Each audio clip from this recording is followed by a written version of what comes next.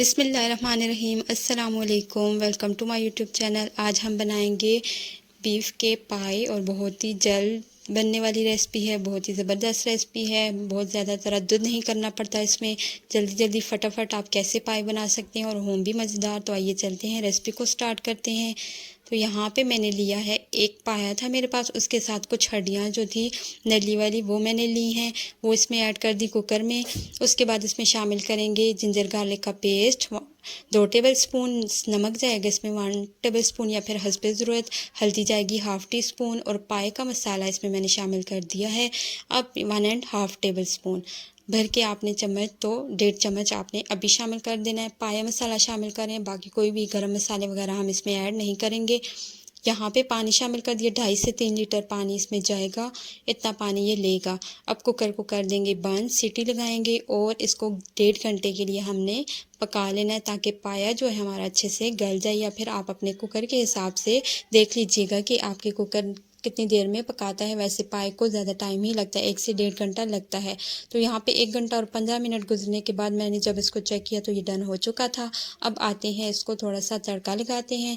वैसे ये इस तरह भी खाया जा सकते हैं, लेकिन तड़के के साथ इसका जायका और बढ़ जाएगा। 1.5 टेबल स्पून ही मसाला यहाँ पे घी में या फिर ऑयल में आपने शामिल करना है और इसको कड़कड़ा लेना है।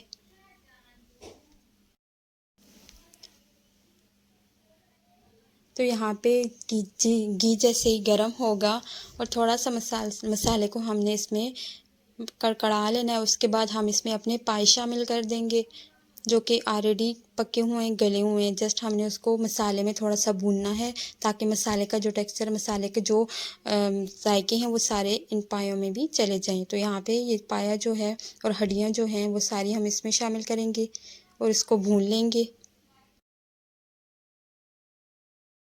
तो ये जो रेसिपी है बहुत जल्दी बनती है और बहुत आसानी से बनती है, बहुत ज़्यादा तरद्दुद भी नहीं करना पड़ता और झटपट से ये रेसिपी तैयार हो जाती है। तो आप ज़रूर इसको एक दफ़ा ज़रूर ट्राई कीजिएगा।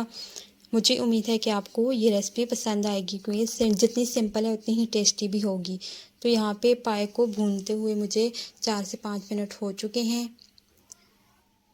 अब जो मसाले हैं वो भी इसके अंदर तक चले गए होंगे, ये जो पाए हैं इनके अंदर तक मसाले भी चले गए होंगे। अब हम इसमें शामिल करेंगे यखनी। तो यखनी आप तक है, आप जितनी भी इस्तेमाल करना चाहें। वैसे जो आपने पानी डाला था वो आप सारा ही ऐड कर दीजिएगा।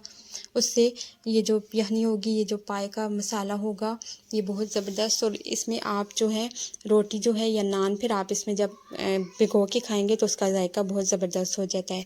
तो यहाँ पे मैंने सारा पानी ऐड किया है। उसके बाद 20 मिनट तक इसको पका लिया है। पानी अच्छे से पका हुआ था पहले, लेकिन फिर भी हमने 20 मिनट तक इसको पका लिया। अब इसको मैं डिश आउट करती हूँ। इसको आप ज़रूर ट्राई कीजिएगा और रेसिपी अच्छी लगे तो वीडियो को लाइक और चैनल को सब्सक्राइब ज़रूर कर दीजिएगा।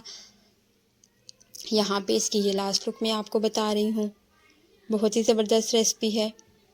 मुझे उम्मीद है आपको मेरी आज की ये रेसिपी पसंद आई होगी। Thanks for watching.